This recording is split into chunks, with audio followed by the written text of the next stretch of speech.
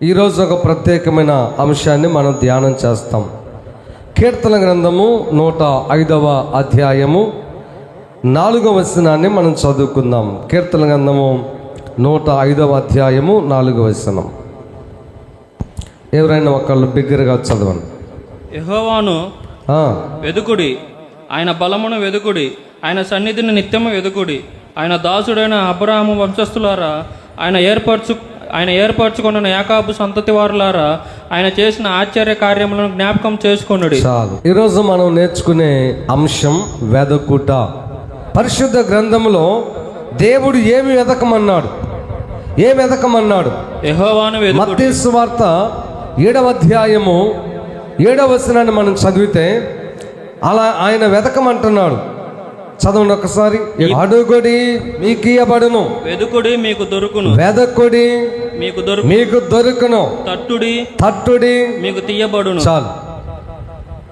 కింద కూడా కంటిన్యూషన్గా మనం చదివితే అడుగు ప్రతివాడు పొందును, వెదకువానికి దొరుకును, తట్టువానికి తీయబడును.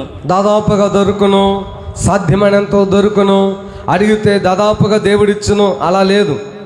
ఖచ్చితంగా అనేటువంటి మాట అక్కడ ఉంది.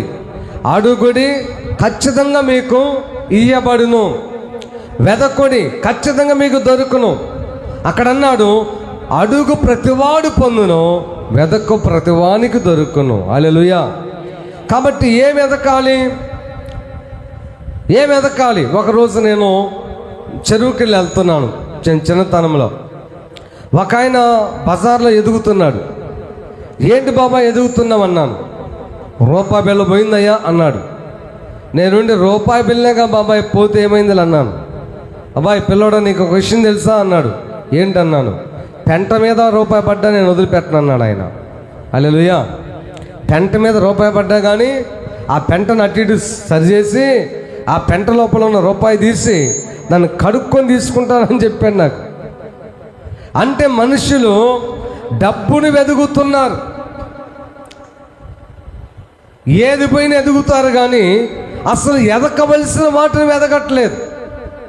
మనుషుడు జీవించిన కాలము 70-80 సంవత్సరాల్లో బాల్యము 14-15 సంవత్సరాలు తీసేస్తే నీకు జ్ఞానోదయం వచ్చిన తర్వాత వెదకటం ప్రారంభిస్తావు. చిన్నతనం నుంచి ఎదుగుతావు, దాన్ని పక్కన పెడదాం. మంచి చెడు గ్రహించేటువంటి ఆ గ్రహింపు నీకు వచ్చినప్పటి నుంచి మిగతా 60 సంవత్సరాలు లేకపోతే 50 సంవత్సరాలు ఎదుగుతానే ఉంటాం. ఏమి ఎదుగుతారో అర్థం కాదు.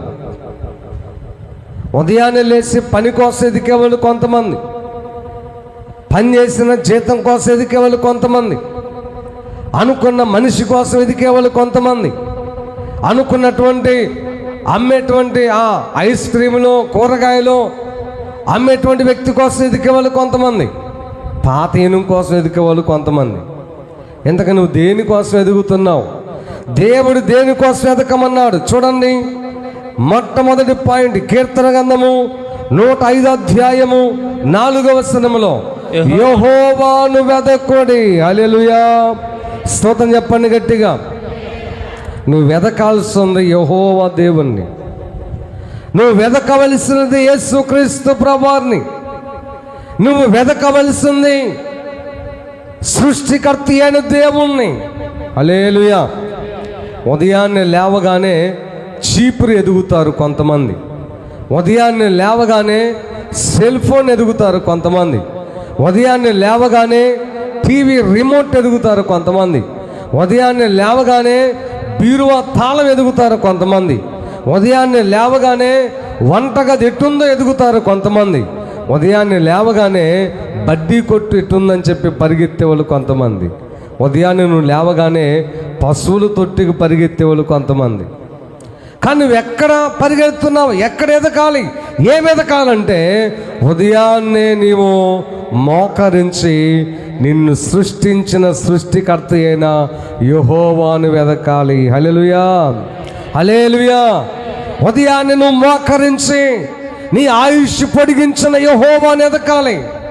కాబట్టి ఉదయాన్నే లేవగానే ఎవరైతే యెహోవా నామస్మరణ చేస్తారో, ఉదయాన్నే లేవగానే ఎవరైతే యేసు నామస్మరణ చేస్తారో, ఉదయాన్నే లేవగానే భక్తుడైన దావీదు గారు ఏమంటున్నాడో ఒకసారి చూడండి. కీర్తన గ్రంథము 5వ అధ్యాయము చూడండి, మొదటి వచనం. యెహోవా నా మాటలు చెవిని పెట్టుము, నా ధ్యానము మీద లక్ష్యముంచము. నా రాజా నా దేవా నా ఆర్తధ్వని ఆలకించము. నిన్నే ప్రార్థించుచున్నాను.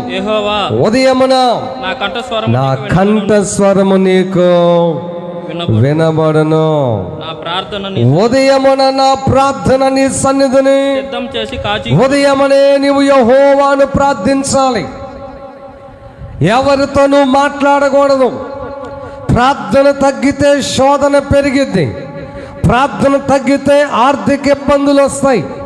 ప్రార్థన తగ్గితే కుటుంబంలో కలహాలు పెరుగుతాయి. ప్రార్థన తగ్గితే భార్యలో విధేయత తగ్గుతుంది. ప్రార్థన తగ్గితే భర్తలో ప్రేమ తగ్గుతుంది. ప్రార్థన తగ్గితే బిడ్డల ఎదుగుదల ఆగిపోతుంది. ప్రార్థన తగ్గితే చీకటి శక్తులు ఇంట్లోకి ప్రవేశిస్తాయి. ప్రార్థన తగ్గితే జయ జీవితం ఉండదు. ప్రార్థన తగ్గితే పాపము నీలో దాగి ఉండే అవకాశం ఉంది. హల్లెలూయా. కాబట్టి ఉదయాన్నే నువ్వు యెహోవాను వెదకు.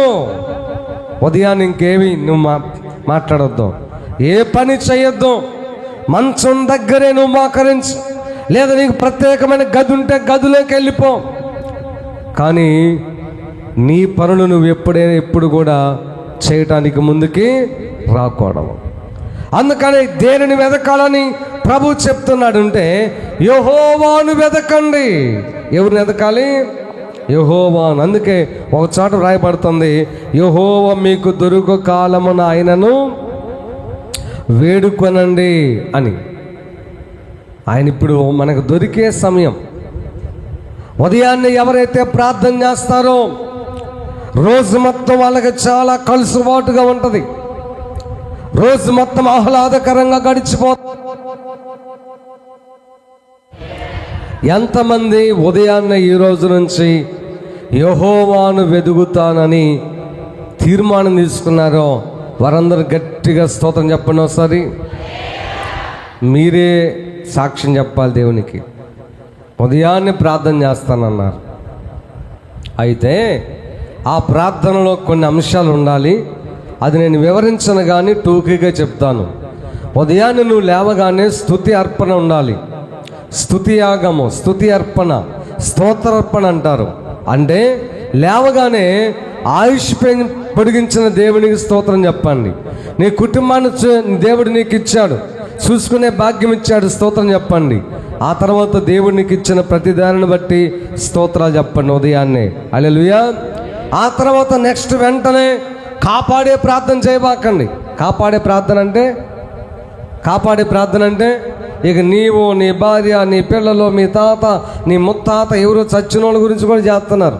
మన ఎవరు చేస్తాను తిన్నా నేను. చచ్చిపోయి మా నాన్న సమాధానం ఉన్నాడు, ఆయన ఆత్మకి శాంతి. అలా జరగదు. ఆత్మకి బ్రతికున్నప్పుడే, చచ్చిపోయిన తర్వాత నీ స్వాధీనములో ఉండదు. నీ ప్రార్థన దేవుడు అంగీకరించడు. ఆఖరికి నేను చనిపోయినాక నా కోసం చేసిన ఉపయోగం ఉండదు. బ్రతికుండగానే ఏదైనా సరే ఆ ప్రార్థన ఆపండి. ఉదయాన్నే స్తోత్రార్పణ తర్వాత సంఘం కొరకు ప్రార్థన చేయండి, మినిస్ట్రీ కొరకు ప్రార్థన చేయండి, సేవకుని కుటుంబం కొరకు ప్రార్థన చేయండి, తర్వాత మీకోసం ప్రార్థన చేయండి, తర్వాత గ్రామం కోసం ప్రార్థన చేయండి. మీ అవసరతల కొరకు చేసుకోండి. హల్లెలూయా. అంతేగాని స్టార్టింగ్ దేవుడు తను యేసునైనా కాపాడు, వచ్చేదే ఆ ప్రార్థన. దేవుడు తను యేసునైనా కాపాడు. ఇక కాపాడటం స్టార్ట్ చేసామంటే ఎలిషా అనుకో, నా ఐసుబడిని కాపాడు, నా ఐసుని కాపాడు అంటాడు వాడు. మరగొడ్లో కాసేవాడు ఉన్నారనుకో, ప్రభా మా గేదెని కాపాడు, దొరను కాపాడు, దూడ పిల్లలు కాపాడు అంటారు. గొర్రె పిల్లలు కాసేవాడు ఉన్నారనుకో, పెద్ద జీవాన్ని, చిన్న జీవాన్ని, కొమ్ముల జీవాన్ని అవన్నీ చేసుకో, ఎవరు కాదనరు. కానీ ఒక ప్రాసెస్లో ప్రార్థన చెయ్యి. హల్లెలూయా. కాబట్టి ఫస్ట్ యెహోవాను వెతకాలి. రెండోది అక్కడ అంటాడు ఆయన బలమును వెదుకుడి. ఆయన బలమును వెదకొడి. హల్లెలూయా. కాబట్టి ఆయన బలమును వెదకండి. అంటే ఎలాగో తెలుసా? ప్రభువా నీ బలం ఎలాంటిదంటే నువ్వు ఆజ్ఞాపిస్తే యోర్దాను నది ఏమైపోయింది? ఏకరాశిగా కూర్చబడింది. హల్లెలూయా. నీవు ఆజ్ఞాపిస్తే ఎర్ర సముద్రం ఏమైపోయింది? 2 పాయలైపోయింది. నువ్వు ఆజ్ఞాపిస్తే ఈ సృష్టిలో జరగని గొప్ప వింత ఏమీ లేదు. సముద్రానికి ఆజ్ఞాపిస్తే అలలు ఆగిపోయినాయి. నువ్వు ఆజ్ఞాపిస్తే ఈ సృష్టి అంతా నీకు లోబడుతుంది. నా జీవితంలో సమస్యలు ఉన్నాయి, నా జీవితంలో శోధనలు ఉన్నాయి, నా జీవితంలో నేను ఎదుర్కోలేని అనేక రకాలైనటువంటి ఇబ్బందులు నా ఎదుట ఉన్నాయి, సవాళ్ళు ఉన్నాయి. కాబట్టి నీ బలాన్ని నాకు చూపించేసయ్యా. హల్లెలూయా. నీ బలమును నాకివ్వు. ఆయన బలాన్ని నువ్వు వెదకు. దావీదు గారు ఎదికాడు, ప్రభా నేను నీ బలమును వెదకుచున్నాను అన్నాడు. అందుకనే చిన్న పిల్లవాడు గొర్రెల కాపరిగా ఉండి ఒక్కడే ఉన్నప్పటికీ కూడా సింహం వచ్చినా భయపడలేదు, తోడేలు వచ్చినా భయపడలేదు, అదే ధైర్యంతో గొలియాతు వచ్చినా భయపడలేదు. హల్లెలూయా. భయపడవద్దు. ఎందుకో తెలుసా? నీవు ఆయన బలాన్ని నీవు ధ్యానం చేసినప్పుడు, ఆయన బలాన్ని నువ్వు వెతికినప్పుడు మనుషుల మీద నీ ధైర్యం ఆధారపడి ఉండదు. నీ ధైర్యము దేవుడే. దావీదు దేవుని బలాన్ని ఎదికాడు, దేవుని శౌర్యాన్ని ఎదికాడు, దేవుని శక్తిమంతుడని గుర్తించాడు. అందుకనే ఒక మాట చెప్తాను చూడండి, ఎక్కువగా పాటలు పాడేవాళ్ళు బలవంతులుగా ఉంటారు. హల్లెలూయా. పాటలు అంటే కేవలం పాటలని కాదు, స్తుతి అర్పణ, స్తుతి పాటలు పాడేవాళ్ళు, పాటలు వినేవాళ్ళు, వాళ్ళు బలవంతులుగా ఉంటారు. హల్లెలూయా. బలవంతులుగా ఉంటారు. అందుకనే గొర్రెలు కాస్తూ ఉంటే చిన్న వయసులో దావీదు ఒక సింహం వచ్చిందంట. వచ్చి గొర్రె పిల్లను పట్టుకోబోయేసరికి ఆయన పారిపోలేదు. అయ్యో సింహము వచ్చింది, గొర్రెలు పోతే ఇంకొకటి కొనుక్కోవచ్చు, తర్వాత సంపాదించుకోవచ్చు, ముందు నా ప్రాణం ముఖ్యమని చెప్పి ఆయన పారిపోలేదు. హల్లెలూయా. దేవుని బలము దావీదుకి తెలుసు. అందుకనే సింహాన్ని కొట్టి చంపివేసానని వాక్యంలో ఉంది. ఇంకోసారి తోడేలు వస్తుంది. తోడేలు వస్తే తోడేలు మీద పడతాడు. తోడేలు ఆయన తోడేలు ఏం చేస్తుందంటే గొర్రె పిల్లని పట్టుకుంటుంది. గొర్రె పిల్లని తోడేలుని చీల్చి నోట్లో ఉన్న గొర్రె పిల్లని కూడా విడిపిస్తాడు దావీదు. హల్లెలూయా. కారణం ఏంటో తెలుసా? దేవుని బలము దావీదుకి తెలుసు. హల్లెలూయా. యెహోషువ గ్రంథములో యెహోషువ శత్రువులు యుద్ధం చేసే సమయమున ఆ శత్రువులు అయినటువంటి వాళ్ళు ఇంకా చనిపోక మిగిలి ఉన్నారు. అప్పుడు యెహోషువ ప్రార్థన చేస్తాడు, ఓ సూర్యుడా నువ్వు గిబియోనులో ఆగిపో, నేను దేవుని పక్షాన శత్రువులతో యుద్ధం చేయాలంటాడు. దేవుని యొక్క బలం ఎలాంటిదంటే సూర్యుడు కూడా ఆగిపోయాడు అంతే. హల్లెలూయా. సూర్యుడు అస్తమించలేదు, 24 గంటల్లో కిందకి వెళ్ళిపోవాలి, కానీ పోలేదు సూర్యుడు, అలాగే ఉండిపోయాడు. అది ఆయన బలం. హల్లెలూయా. హల్లెలూయా. కాబట్టి యెహోవాను నువ్వు వెతకాలి. ఉదయాన్నే రోజు మొత్తములు యెహోవాను వెతకాలి. ఎక్కడికి పోయినా యెహోవాను వెతకాలి.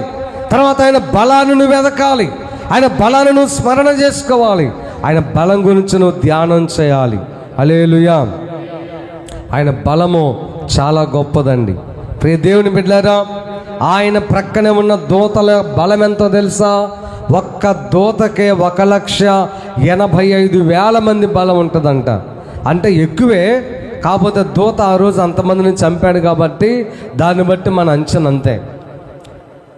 ఆయన పేతురుతో ఒక మాట అంటాడు. పేతురు వచ్చి సైనికుడి చెవి తెగన అరుగుతాడు యేసుప్రభుని పట్టుకోగానే.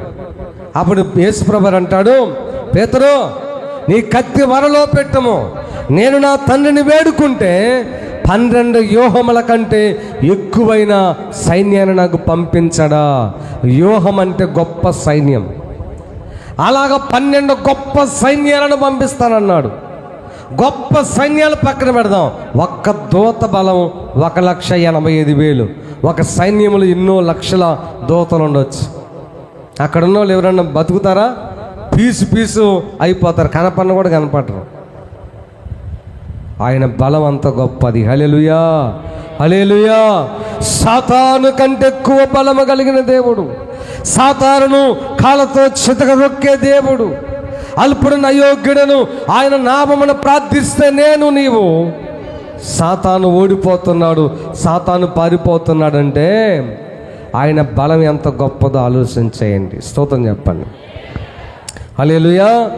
కాబట్టి 1 యెహోవాను వెదకాలి, 2 ఆయన బలమును వెదకాలి, 3వది అక్కడే కీర్తనలు 105:4 చదవండి. ఆయన సన్నిధిని నిత్యం 3వది ఆయన సన్నిధిని వెదకాలి. ప్రియ దేవుని బిడ్డలారా, సన్నిధి అంటే 2 అర్థాలు ఉన్నాయి. ఇప్పుడు మీరందరూ కూర్చున్నది యెహోవా సన్నిధిలోనే, కానీ ఆయన సన్నిధిని వెదకడం అంటే నువ్వు ఎక్కడున్నా దేవుని సన్నిధి నీతో ఉన్న అనుభూతితో ఉండడం. హల్లెలూయా. నువ్వు ఎక్కడున్నా సరే, నువ్వు పని చేసుకుంటున్నా ఆయన సన్నిధి నీతో ఉన్న అనుభూతి నీకు ఉంటుంది. నువ్వు గొర్రెలు కాసుకో, పొలంలో పని చేసుకో, కంప్యూటర్ ముందు కూర్చొని నువ్వు జాబ్ చేసుకో, లేక ఇక్కడ ఇలా నిలబడి వాక్యం చెప్పు, నువ్వు ఏ పనైనా చేసుకో, ఆయన సన్నిధి నీతో ఉన్నదో లేదో నువ్వు చూసుకోవాలి. అది ఆయన సన్నిధిని వెదకడము. హల్లెలూయా. అది నిత్యం వెదకాలి, ఎప్పుడు నీతో ఉండాలి ఆయన సన్నిధి. అందుకని అంటాడు 1వ అక్కడే వ్రాయబడతా ఉంది, 1వ దినవృత్తాంతముల గ్రంథం 16:11 యెహోవాను ఆశ్రయించుడి, ఆయన బలమును ఆశ్రయించుడి, ఆయన సన్నిధిని నిత్యము ఆయన సన్నిధిని వెదకొడి. హల్లెలూయా. నువ్వు ఎక్కడున్నా దేవుని సన్నిధి నీతో ఉన్నదో లేదో చూసుకోవడమే ఆయన సన్నిధిని వెదకడం. ఆయన సన్నిధి నీతో ఉండాలంటే నీ పరిశుద్ధతను కాపాడుకుంటే ఉంటాడు. ఆయన సన్నిధి నీతో ఉండాలంటే నీ మాటలను జాగ్రత్తగా చూసుకుంటే ఆయన సన్నిధి నీతో ఉంటుంది. ఆయన సన్నిధి నీతో ఉండాలంటే అపవిత్రమైనటువంటిది, అపవిత్రమైన మాటలు, అపవిత్రమైన ప్రవర్తన, అపవిత్రమైన వస్త్రధారణ నీ దగ్గర ఉండకుండా నువ్వు చూసుకోవాలి. అప్పుడు ఆయన సన్నిధి నీతో ఉంటుంది, ఆయన సన్నిధి నిత్యము ఉంటుంది. అలా ఉండాలంటే నీవు ఆయన సన్నిధి నిత్యం ఉండాలని కోరుకోవాలి. హల్లెలూయా. వెదకాలి. ప్రభువా స్తోత్రమయ్యా, నీ సన్నిధి నాతో ఎల్లప్పుడూ ఉండాలయ్యా అని ప్రార్థన చేయడమే కాదు, నువ్వు గమనించుకుంటా ఉండాలి.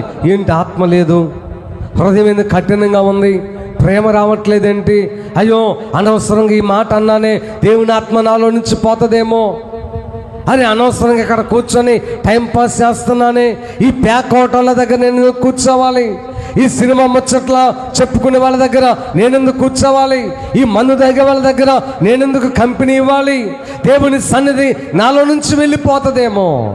ప్రియ దేవుని బిడ్డలారా, దేవుని సన్నిధి అంటే ఆయన యొక్క ఆత్మ.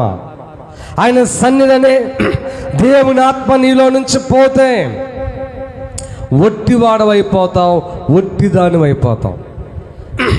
నీ ప్రార్థనలో శక్తి ఉండదు, నీ మాటల్లో రుచి ఉండదు, నీ ప్రవర్తన తారుమారుగా ఉంటుంది, నీ ప్రవర్తన గలిబిలిగా ఉంటుంది.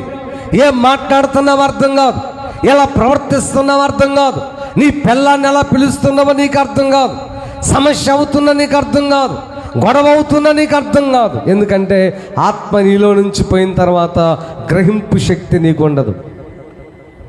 ప్రియమైన దేవుని బిడ్డలారా, సౌలుని దేవుని ఆత్మ వదిలిపెట్టి పోయిన తర్వాత రాజ్యము పోయింది, బిడ్డలు పోయారు, కుటుంబం పోయింది, సర్వస్వాన్ని కోల్పోయాడు, ఒట్టివాడికి యుద్ధాలు చేశాడు, యుద్ధములో జయము రాలేదు. కాబట్టి దేవుని సన్నిధిని, దేవుని ఆత్మను నీలో నుంచి పోకుండా నిత్యమును జాగ్రత్తగా వెదకాలి, కాపాడుకోవాలి. అర్థమైన వాళ్ళు స్తోత్రం చెప్పండి ఒకసారి. హల్లెలూయా. ఆయన సన్నిధిని వెదకుడి. 1 యెహోవాను వెదకుడి, 2, ఆయన బలమును వెదకుడి. 3, ఆయన సన్నిధిని వెదకుడి. 4వది పరిశుద్ధ గ్రంథములో ఆమోసు గ్రంథము 5వ అధ్యాయము 14వ వచనం చదువుదాం. ఆమోసు గ్రంథము 5వ అధ్యాయము 14వ వచనం. మీరు బ్రతుకున్నట్లు కీడు విడిచి మేలు చేయుడి. అలాగు చేసిన ఎడల మీరును కొను చొప్పున దేవుడును సైన్యముల అధిపతికు యెహోవాను మీకు తోడుగా నుండును. మేలును వెదకాలంట. మనం ఏం వెదకాలి చెప్పండి? మీరు బ్రతుకున్నట్లుగా కీడు విడిచి మేలు వెదకుడే. హల్లెలూయా, హల్లెలూయా. మీకెంటనే ఇప్పుడు మనసులో కొంతమందికి ఒక ఆలోచన వచ్చింది, మేలు చేస్తే కీడు వస్తుందని. వస్తే రాని ఏమైంది? పోతే పోని వాళ్ళ కర్మ వాళ్ళు అనిపిస్తారు. కానీ నువ్వు మేలు చేయి, మంచిది. నేను ఒకసారి వివరంగా చెప్తా మేలు గురించి, దేవుడు అనుమతిస్తే. మేలు చేస్తే ఏంటి ప్రయోజనం అనేది ఒకసారి చెప్తాను. మేలు అంత మంచిదని, తేలు కాదు మేలు. కొంతమంది మేలు చేయకపోగా తేలులా కొడుతుంటారు. కొంతమంది మేలు చేయరు, తేలులాగా ఒక పక్క నుంచి కొడతా ఉంటారు. ప్రియ దేవుని బిడ్డలారా, ఒక మాట చెప్తాను చూడండి. నీ యొక్క ఆశలను నిరాశపరిచే వ్యక్తులకు నువ్వు దూరంగా ఉండు. ప్రోత్సహించకపోయినా పర్వాలేదు, అందులో ఉన్నటువంటి లాభ నష్టాలు చెప్పి సలహా ఇచ్చినా పర్వాలేదు, కానీ నిరుత్సాహపరిచే వ్యక్తికి మాత్రం దూరంగా ఉండు. వాళ్ళు ఎలాంటి వాళ్ళు అంటే తేలు లాంటి వాళ్ళు. నిన్ను అసలు పైకి ఎదగనివ్వరు. వాళ్ళు కొడతా ఉంటారు పద్దాక. నువ్వు ఏ పని చేసినా కొడతానే ఉంటారు. అందుకని దేవుడు దేన్ని వెదకమన్నాడంటే మేలు చేయటం వెదకండి. సాధ్యమైనంత వరకు మేలు చేయండి. నీ చేతనైనంత వరకు మేలు చేయండి. కీడు మాత్రం చేయబాకండి. మేలు చేస్తే నీకు చాలా చాలా ప్రతిఫలం ఉంది. అది ఏముందో ఒకసారి కొన్ని మాటలు నేను చదివిస్తాను, త్వరగా చదవండి. కీర్తన గ్రంథము 14వ అధ్యాయము 1వ వచనం 3వ వచనం చదవండి. కీర్తన గ్రంథము 14వ అధ్యాయము 1వ వచనం. దేవుడు లేడని బుద్ధిహీనులు తమ హృదయములో అనుకొందురు. వారు చెడిపోయిన వారు అసహ్య కార్యములు చేయుదురు. మేలు చేయువాడు ఒక్కడు లేడు. దేవుడు మేలు చేసే వాళ్ళ కోసం ఎదుగుతున్నాడండి.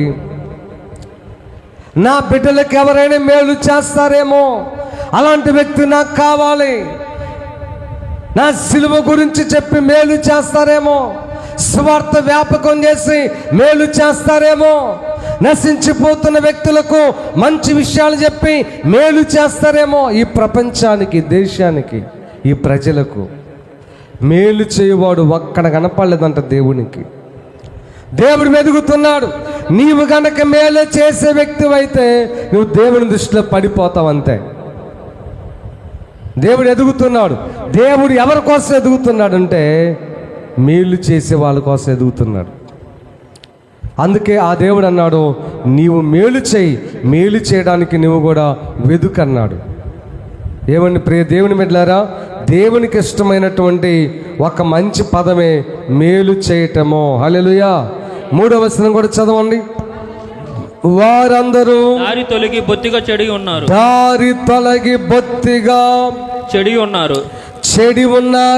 హల్లెలూయా. దారి తొలగి బొత్తిగా చెడి ఉన్నారు. చదవండి పూర్తిగా. మేలు చేయి వారెవరు లేరు.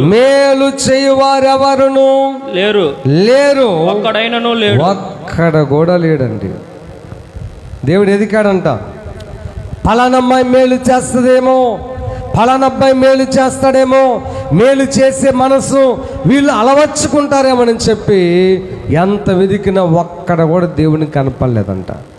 ఆ ఒక్కడవు, ఆ ఒక్కదానవు నీవే అయితే ఎంత బాగుండునో. హల్లెలూయా. దేవుడు ఎదికేటప్పుడు ఏల్చూరులో ఫలానమ్మాయి మేలు చేసే మనసు కలిగిందని నిన్ను గనక దేవుడు గమనిస్తే నువ్వు ఆయన దృష్టిలో పడిపోతావు. హల్లెలూయా. నీవు ఆయన దృష్టిలో పడిపోతావు. అందుకనే కీర్తన గ్రంథము 34 అధ్యాయము 14 వచనాన్ని కూడా ఒక్కసారి చదువుదాం. కీర్తన గ్రంథం 34 కీడు చేయుట మాని కీడు చేయుట మాని మేలు చేయుము, మేలు చేయము, సమాధానము వెతికి సమాధానము వెదకి దాన్ని వెంటాడుము. మేలు చేయడం తర్వాత విషయం. కీడు చేయమంటే 3 నిమిషాలు చేస్తారు అందరూ. కీడు చేయటం మనుషులకు అలవాటైపోయింది, కానీ మేలు చేయటం అసలు రావట్లేదు మనుషులకు. అరే ఈ మాట చెప్తే పలానా కుటుంబం కట్టబడిద్దేమో, ఈ మాట చెప్తే పలానా వ్యక్తి బతుకుతారేమో, ఈ మాట చెప్తే ఆ అబ్బాయి సంతోషపడతాడేమో, ఈ మాట చెప్తే సంఘానికి మేలేమో, ఈ పని చేస్తే దేవునికి మహిమేమో, ఈ పని చేస్తే సంఘానికి అది ఉపయోగపడుతుందేమో. మేలుకరమైంది నువ్వు ఎప్పటికీ ఆలోచన చెయ్యవు. చూడండి ప్రియమైన దేవుని బిడ్డలారా, కీర్తన గ్రంథము 37 అధ్యాయము 27 వచనం కూడా చదవండి ఒకసారి. కీర్తన గ్రంథం 37:27. కీడు చేయుట మాని మేలు చేయుము, మేలు చేయము, అప్పుడు నువ్వు నిత్యము నిలువుచుదు. స్తోత్రం చెప్పండి ఒకసారి గట్టిగా. నీవు గనక మేలు చేస్తే నిత్యము నువ్వు నిలుస్తావంతే. మేలు చేసే వ్యక్తిని స్థిరపరుస్తాడు యేసయ్య. మేలు చేసే వ్యక్తి నిత్యము క్షేమంగా ఉంటారు. ఎన్ని రకాలైన తిరుగుబాటైనా రాని, ఎన్ని రకాలైన కీడులు చేయాలని మనుషులు ప్రయత్నం చేయని, కానీ నువ్వు మేలు చేయటం అలవాటు కనుక చేసుకోగలిగితే నిత్యము నీవు స్థిరపరచబడతావు, నిలబడతావు, నిత్యము బ్రతికే ఉంటావు. నిత్యము బ్రతుకుదు. ఒక రీతిగా చెప్పారంటే మేలు చేసే వాళ్ళు పరలోక రాజ్యం కూడా పోతారండి. హల్లెలూయా. చూడండి ఒకసారి మనము యోహాను సువార్తలకు మనం వచ్చినట్లయితే మేలు చేసిన వాళ్ళు దేవుని రాజ్యానికి కూడా పోతారు. 5వ అధ్యాయము 28, 29 వచనాలు చదవండి. 29 చదవండి. మేలు చేసిన వారు జీవ పునరుద్ధానం అనగా పరలోక రాజ్యమునకును, కీడు చేసిన వారు తీర్పు పునరుద్ధానమునకు అనగా నరకానికి పోదురు. నువ్వు మేలు చేయి అలా అని చెప్పి నీ పిల్లలకు నీ భార్యకు లేకుండా దోచిపెట్టమని కాదు. మేలంటే కేవలం డబ్బు ఒక్కటే నేను చెప్పను, కాదని కూడా నేను చెప్పను. నీకు ఆ సందర్భాన్ని బట్టి, ఆ మనిషి పరిస్థితిని బట్టి నువ్వు ఏ మేలు చేయగలవో ఆ మేలు చేయడానికి ప్రయత్నం చేయి. హల్లెలూయా. నీవు నీ పిల్లానికి ఆరోగ్యం బాగలేకపోతేనే పట్టించుకోవు. నువ్వు ఏ మేలు చేస్తావో చెప్పు. నీవు నీ కన్న తల్లి ఆరోగ్యం బాగలేకపోతేనే పట్టించుకోవు. మీ నాన్నకి ఒక మాత్ర తీసుకురావడానికి ఇష్టపడవు, ఒక ముద్ద పెట్టడానికి ఇష్టపడవు. నీ అత్తకి, నీ భర్తకి ఆరోగ్యం, నీ భర్తకు ఫుడ్, నీ భర్తకు బట్ట ఏది కూడా మంచిగా నువ్వు ఏర్పాటు చేయడానికి ఇష్టపడవు. నువ్వు మేలు చేస్తావా? చూడండి, మేలు చేస్తే జీవ పునరుద్ధానములోకి వెళ్తావు. హల్లెలూయా, హల్లెలూయా. అందుకే ఈ మాటల్ని కష్టమని చెప్పి నీకు సులభతరమైన సంఘాలకు వెళ్ళిపోతావు నువ్వు అంతే. అక్కడ నిన్ను గద్దించేవాడు ఉండడు, దిద్దేవాడు ఉండడు, తప్పులు పెట్టేవాడు ఉండడు. కాబట్టి నీకు అక్కడ ప్రశాంతంగా ఉంటుంది. వెళ్తావో 10 రూపాయలు కానుకేస్తావో, ఆ కొబ్బరి నూనె నెత్తుకో మూతుకో రాసుకొని వచ్చేస్తావు. ఏం ఉపయోగం ఉండదు. రే దేవుని బిడ్డలారా గమనించండి. స్తోత్రం చెప్పండి ఒకసారి. హల్లెలూయా, హల్లెలూయా. కాబట్టి మేలు చేయటం అలవాటు చేసుకోండి. మేలు చేస్తే నిత్యము నువ్వేం చేస్తావంట? నిత్యము నీవు చదవండి. కీర్తన గ్రంథము 37 అధ్యాయము 27 వచనం చదవండి. మళ్ళా కీడు చేయటం మాని మేలు చేయండి, అప్పుడు నువ్వు నిత్యము నిలుచుదువు. ఒక్క చదివేటప్పుడు చదవకూడదా? చదవండి. ఏలయనగా యెహోవా న్యాయమును ప్రేమించువాడు. ఆ మాట చాలరా. 37వ అధ్యాయము 27 వచనం. మేలు చేయుటను చేసినప్పుడు నీవు నిత్యము స్థిరపరచబడతావు. హల్లెలూయా. నిన్ను ఎవడు పాడు చేయలేడు. నిలబడే ఉంటావు. కష్టం వచ్చినా నిలబడతావు, నష్టం వచ్చిన నిలబడతావు, బాధ వచ్చిన నిలబడతావు, కన్నీరు వచ్చిన నిలబడతావు, అందరూ దూరమైనా నువ్వు నిలబడతావు. స్తోత్రం చెప్పండి గట్టిగా. ఒక మాట నేను మీకు చూపిస్తాను చూడండి. తిమోతికి పౌలు గారు రాసిన 2వ పత్రిక 1వ అధ్యాయము 15వ వచనం. ఆసియాలో నివాసం రైట్. ఆసియాలోని వారందరూ నన్ను విడిచిపోయిరను సంగతి నీవు ఎరుగుదువు. చాలు మా ఈ మాట పౌలు గారు ఎవరికి రాస్తున్నాడు? తిమోతికి రాస్తున్నాడు. ఆసియా అనేటువంటి ఒక పట్టణం ఉంది. ఆ పట్టణంలో గొప్ప సంఘం కట్టారు. ఆ సంఘం అంతా పౌలు గారిని వదిలిపెట్టిపోయారంట. ఎందుకు ఈ మాట చెప్పాను తెలుసా? నువ్వు మేలు చేయటం అలవాటు చేసుకుంటే ఎవరు నీతో ఉన్నా లేకున్నా, ఎవరు వదిలిపెట్టినా వదిలిపెట్టకపోయినా నీవు నిత్యము నిలుచుదువు. హల్లెలూయా. నిన్న శనివారమో బుధవారం చెప్పాను, యేసు ప్రభువారిని చాలామంది వదిలిపెట్టి వెళ్ళిపోయారు. పౌలు గారు అన్నాడు ఇక్కడ అందరూ వదిలిపెట్టిపోయారు అన్నాడు. మరి పౌలు గారిలో ఏ పాపం ఉంది? ఏం తప్పు చేస్తే వదిలిపెట్టిపోయారు? పౌలు గారి యొక్క బోధలు కష్టంగా ఉన్నాయి వాళ్ళకి. పౌలు గారు పని చేయకుండా ఎవడు భోజనం చేసి తప్పుకొని అన్నాడు. అలాంటి కష్టంగా ఉండవా మీకు? అమ్మ కష్టంగా ఉండవా? ఇప్పుడు పౌలు గారు ఏం చెప్పాడు చూడండి. నా మాట ఒట్టిదైతే చూడండి. 2వ తెస్సలోనిక పత్రిక 3వ అధ్యాయము 10వ వచనం చదవండి. 2వ తెస్సలోనిక పత్రిక 3:10. చూచి కాదయ్యా. మరియు మేము మీ యొద్ద ఉన్నప్పుడు ఎవడైనను పని చేయనొల్లని ఎడల వాడు భోజనము చేయకూడదని నేను మీకు అలాంటి ఆజ్ఞలు జారీ చేస్తే ఎలా ఉంటుంది? ఇప్పుడు చూస్తే ఎంతమంది కుర్రోళ్ళు ఇంటికాడే ఉంటున్నారు, ఖాళీగానే ఉంటున్నారు. నా లెక్కలోనైతే ఖాళీగా ఉండకూడదు. నేను ఏదో పనికి బొమ్మంటా, ఖాళీగా ఆదివారం ఉండమంటాను అంతే. నా దగ్గరికి ఎవరైనా వచ్చి పని లేదంటే అసలు నమ్మను. వాడిని స్వామరుడి కింద లెక్కేస్తాను నేను. ఎందుకు పని లేదు? సిమెంట్ పని 365 రోజులు ఉంటుంది. నేను కూడా సిమెంట్ పని చేశాను. 365 రోజులు సిమెంట్ పని ఉంటుంది. వెళ్ళిపో, నువ్వు ఎంత చేయగలవు అంత చేయి. సాయంత్రంలోకి 700 తెచ్చుకుంటావు. పని ఎందుకు లేదు? అందుకే పౌలు గారు అంటే గట్ల వాళ్ళకి.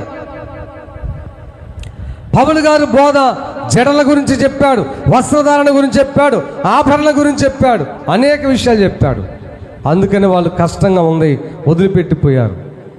కానీ నేను ఎందుకు ఈ మాట చెప్తున్నానంటే, నీవు మేలు చేసే వ్యక్తివి కనుక అయితే నిన్ను ఎవరు వదిలిపెట్టినా నీవు కదలవు. స్తోత్రం చెప్పండి గట్టిగా. హల్లెలూయా. 125వ అధ్యాయము 1వ వచనం చదవండి అయ్యా. యెహోవా యందు నమ్మకం ఉంచువారు కదలక నిత్యము నిలుచు సియోను కొండవలె. హల్లెలూయా, హల్లెలూయా. అంతేనండి. యెహోవా యందు నమ్మకం ఉంచువారు కదలక నిత్యము నిలుచు. కొండలు కదిలిపోతాయా? అమ్మాయి ఏల్చూరు కొండ ఎప్పుడైనా రాత్రుల్లో అడిపేలం పోయి వచ్చిందా? కారు మించి దాకా పోయి వచ్చింది ఏమన్నా? అంతే, కొండలాగా ఉంటావు అంతే. నీవు నిన్ను ఎవడు కదిలించలేడు, బెదిరించలేడు, భయపెట్టలేడు. ఎవరు కూడా నిన్ను తన చేతుల్లోకి తీసుకోలేరు.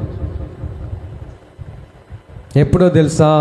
మేలు చేస్తే. అందుకనే మేలు చేయుట కోసం నీవు వెదకమన్నాడు యేసయ్య. అక్కడే కీర్తన గ్రంథము 133 అధ్యాయము 1వ వచనం కూడా చదవయ్యా.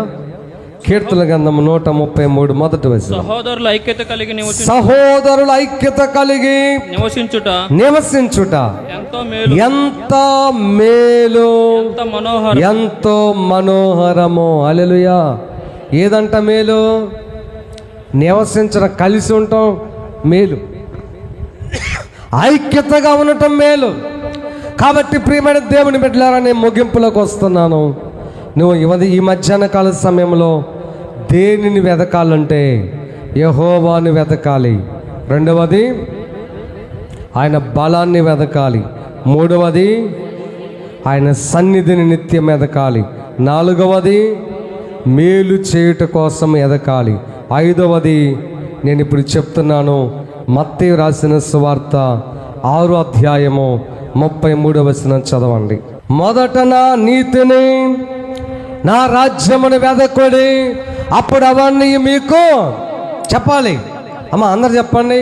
మొదట నా నీతిని, నా రాజ్యమును వెదకుడి, అప్పుడు మీకు అన్నియు అనుగ్రహింపబడును. అదండి ఫస్ట్ నువ్వేం ఎదకాలి? 5వ పాయింట్ ఇది. ఆయన నీతిని ఎదకాలి, ఆయన రాజ్యాన్ని ఎదకాలి. అంటే నీతిగా బ్రతకడం ఎలాగో నేర్చుకోవాలి. నువ్వు కొట్టు దగ్గరికి వెళ్తావు, అంతమంది మీద ఆయన మర్చిపోయి నువ్వు డబ్బులు ఇవ్వకపోయినా ఆయనే చిల్లరెత్తాడు. కొట్టోళ్ళు ఇస్తుంటారు కొన్నిసార్లు. అంటే నువ్వు ఇచ్చావనుకుంటారు, వాళ్ళు ఇచ్చావనుకొని 500 100 రూపాయలు ఇచ్చావని చెప్పి వాళ్ళు మర్చిపోయి సరుకులు ఇచ్చి మళ్ళీ నీకు చిల్లరిస్తారు వాళ్ళే. నువ్వు నీతి గల దానివైతే, నీతి గలవాడవైతే ఏం చేస్తావు? అయ్యా నేను అసలు డబ్బులు ఇవ్వలేదయ్యా, మర్చిపోయావు అక్క, మర్చిపోయావు తమ్ముడా, మర్చిపోయావండి, ఇదిగో డబ్బులు తీసుకుని అని ఇస్తావు. లేదా ఒకవేళ నువ్వు ఇచ్చింది 100 రూపాయలు అనుకో, 500 అనుకొని సరుకులన్నీ ఇచ్చి సరుకులు పోని మిగతా చిల్లర ఇచ్చిన, అయ్యా నేను ఇచ్చింది అంత కాదని యథార్థంగా చెప్తావు. అదే నీలో నీతి లేదనుకో, జాక్పాటు తగిలింది, నక్కను దొక్కాను అని ఏదేదో పిచ్చి పిచ్చి వాగుడు వాగి డబ్బులని తీసుకుని వెళ్ళిపోతావు. అది నీతి కాదు. నీతి కాదు. నీది కాని వస్తువు, నీది కాని కూరగాయ, నీది కాని సరుకు, నీది కాని మనిషి నువ్వు ముట్టుకోవడం, అనుభవించడం, తీసుకోవడం నీతి కాదు. నీతి కాదు. నేను చెప్తే మీకు బాధగా ఉంటుంది, కానీ కూరగాయలు కూడా దొంగతనంగా తెస్తుంటారు. కొట్టు దగ్గర తెస్తారు, పొలాల్లో కూడా తెస్తారు. మిరపకాయలకు పోతావు, సంవత్సరం 10 సంవత్సరాలకు సరిపడా దాన్ని ఏమంటారు, కారం నీ ఒడిలోనే వచ్చేస్తుంటుంది ఇంటికి. కానీ అడిగి తీసుకురావు, అడిగి తెచ్చుకో, తప్పులేదు. అసలు నువ్వు అడిగి ఎన్నైనా తెచ్చుకోండి, అసలు అది తప్పులేదు. లేదా అక్కడ తినగలిగి ఉందనుకో, కడుపు నిండా తిను, ఆయన తిట్టినా సరే తప్పులేదు. వాక్యంలో ఉంది అది. ఇప్పుడు నువ్వు పొలం వెళ్ళావు, బాగా ఆకలింది, ఉదాహరణ చెప్తున్నాను, దోసకాయ తోట ఉంది, తినేసేయి అంతే, నువ్వు అడగాల్సిన పని కూడా లేదు. కడుపు నిండా తిను, నో ప్రాబ్లం. ఒక్కవేళ ఆయన వచ్చాడు అనుకో, యథార్థంగా చెప్పయ్యా ఎంతైనా చెప్పు, డబ్బులు కడతా, నాకు ఆకలైంది, నేను తిన్నా, పర్లేదంటే పోతా, అట్లా మాట్లాడుకో. ఎందుకంటే నువ్వు యథార్థంగా ఉన్నావు కదా, నీతిగానే ఉన్నావు కదా, తప్పేముంది?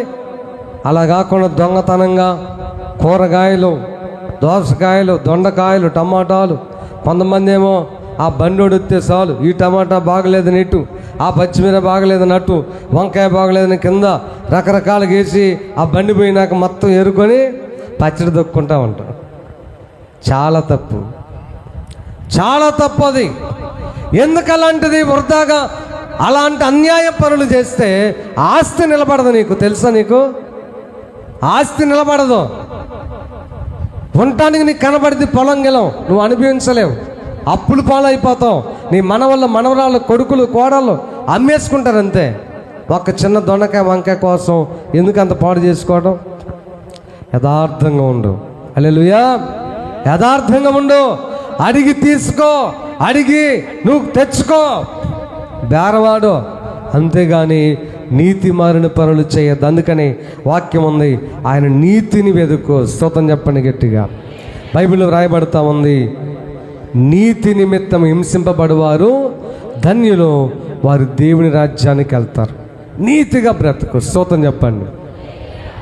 కాబట్టి ప్రియమైన దేవుని బిడ్డలారా, ఆయన నీతిని, ఆయన రాజ్యాన్ని వెదకండి. హల్లెలూయా. ఈ మాట చెప్పి ముగిస్తాను. ఆయన రాజ్యాన్ని వెదకడం అంటే ఏమిటి అమ్మా? ఆయన రాజ్యాన్ని వెదకడం అంటే ఏంటి? రోజు ఆయన రాజ్యం, ఆయన రాజ్యం, ఆయన రాజ్యం, ఆయన రాజ్యం అంటావా? ఆయన రాజ్యం వెదకడం అంటే ఏంటి? ఆయన యొక్క రాజ్యం ఇదంతా ఏంటి? ఆయన రాజ్యమే.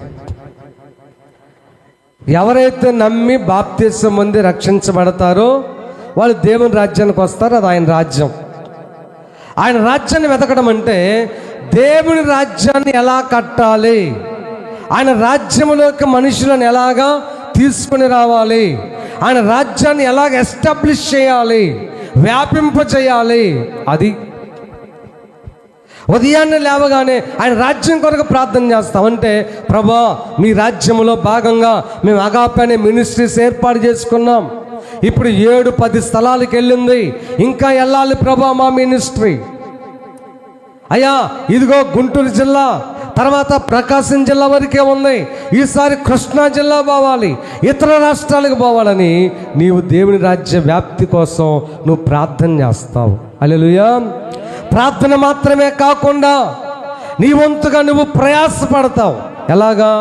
ఎలా ప్రయాసపడతావు? ఇప్పుడు కారు మంచి మందిరం కడుతున్నాం. అది ఆయన రాజ్యమా, విజయ్ కుమార్ రాజ్యమా? మీ రాజ్యం ఏమన్నా కాదు కదా. కాబట్టి ఆయన రాజ్యం కోసం నువ్వేం చేస్తావు? అక్కడ అవసరతలు ఏంటో గమనిస్తావు. గమనించి ఒక ఫ్యాన్ తీసుకొస్తావు, అది ఆయన రాజ్యం కడుతున్నావు. ఒక చాప తీసుకొస్తావు, ఆయన రాజ్యాన్ని కడుతున్నావు. ఒక పెయింట్ వేయడానికి ఒక బ్రష్ తెస్తావు, ఆయన రాజ్యాన్ని కడుతున్నావు. అక్కడ రేపు చర్చి ప్రతిష్ట జరిగేటప్పుడు ఇదిగో మా వంతుగా మీరు తీసుకొచ్చి వాడండి, ఆయన రాజ్యాన్ని కడుతున్నావు. కోటాలు జరుగుతూ ఉన్నాయి. దేవుని సువార్త వ్యాపకం. వివిధ ప్రాంతాల నుంచి ప్రజలు ఈ సంవత్సరం విస్తారంగా వచ్చారు. ప్రజలు వేలాది మందిగా వచ్చారు. వాళ్ళందరికీ అందరం భోజనం పెట్టాం. అది ఆయన రాజ్యాన్ని కడుతున్నాం. హల్లెలూయా, హల్లెలూయా. సమాచారం ఏంటంటే రాత్రి మోజెస్ నాకు చెప్పాడు, మన ఛానల్ని ఎన్ని లక్షలు చూశారా అయ్యా? 2,80,000 మంది పైచీలకు చూశారు. స్తోత్రం చెప్పండి కదా. అది ఆయన రాజ్యం వ్యాపకం. ఆయన రాజ్య వ్యాపకం. అందులో మీరు ఒక లైక్ చేశారనుకోండి, ఆయన రాజ్య వ్యాపకం. ఒక చిన్న కామెంట్ పెట్టారనుకోండి, ఎలాగా మంచి వర్తమానం అని, అది చూసిన వాళ్ళు అనుకుంటారు అది మంచి వర్తమానం అంట, విందాం, వాళ్ళకి ప్రోత్సాహకరంగా ఉంటుంది. మీరు సేవ చేస్తున్నారు. అలాగ ఒక షేర్ కొట్టారనుకోండి, డిస్కో శాంతికి షేర్ కొడతావు, శ్రీదేవికి షేర్ కొడతావు, తర్వాత ఈవిడికి షేర్ కొడతావు. కానీ అన్నీ షేర్ చేస్తున్నావు, కానీ దేవుని మాటలు షేర్ చేయట్లేదు. స్తోత్రం చెప్పండి గట్టిగా. నేను ఇప్పుడు మిమ్మల్ని అడుక్కోవట్లేదు, అది మీ ఇష్టం. డబ్బే అడుక్కోవాలా, షేర్స్ కామెంట్స్ లైక్స్ అడుక్కుంటాను అనుకున్నామేంది? మిమ్మల్ని తెలియచేస్తున్నాను. ఆయన రాజ్యాన్ని వెతకడం. హల్లెలూయా. ఆయన రాజ్యాన్ని వెతకడం. ఇప్పుడు మన మినిస్ట్రీ తరపున ఒక చోట కూటం జరుగుతుంది. మీరందరూ రావడం, ఆయన రాజ్యాన్ని వెతకటం.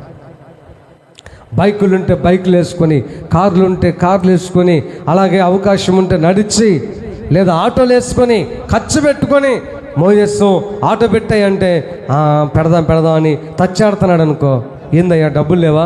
నేను ఆయిల్ ఇస్తాపా, నేను 100 రూపాయలు ఆయిల్ కొట్టిస్తా, మనోళ్ళందరం తెచ్చిపోదాం, అక్కడ మన మినిస్ట్రీ వ్యాపకం కోసం ప్రయాసపడదాం. అది సువార్త రాజ్యాన్ని వెతకడం అంటే. హల్లెలూయా, హల్లెలూయా. దేవుని కోసం ఖర్చు అవ్వడం, దేవుని కోసం ఖర్చు పెట్టడం. స్తోత్రం చెప్పండి. ఒక మాట చూపిస్తాను, ముగిస్తాను. చాలా విషయాలు ఉన్నాయి కానీ చెప్పడానికి టైం అయిపోతా ఉంది. పౌలు గారు రాసిన ఒక పత్రికలో అద్భుతమైన ఒక మాట ఉంది, నాకు చాలా చాలా చాలా ఇష్టమైన మాట. 2వ కొరింథీ పత్రిక 12:15. కాబట్టి నాకు కలిగినది యావత్తు మీ ఆత్మల కొరకు బహు సంతోషంగా వ్యయపరచదును. సంతోషంగా ఖర్చు చేశాడంట. యావత్తొద్దు, 10 రూపాయలు చాలు. హల్లెలూయా. యావత్తు ఖర్చు పెట్టాడంట ఆయన.